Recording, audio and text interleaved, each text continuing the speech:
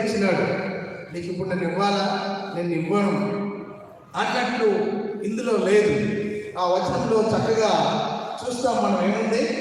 వాడు చిన్నవాడు, 12వ వచనంలో వారిలో చిన్నవాడు తండ్రి ఆస్తిలో నాకు వచ్చు భాగం అని తండ్రిని అడిగినప్పుడు తండ్రి ఏం చేశాడు? ఇచ్చేశాడు. బోలేస్ మహారాజ్కి నిజమే, దేవుడు నీ కొరకు నా కొరకు తన ప్రాణాన్ని ఇచ్చినాడు. ఎందుకంటే నిన్ను తనలో తన యొక్క రాజ్య వారసులుగా చేసుకోవాలి. ప్రాణం విలువ వెలకట్టలేనిది.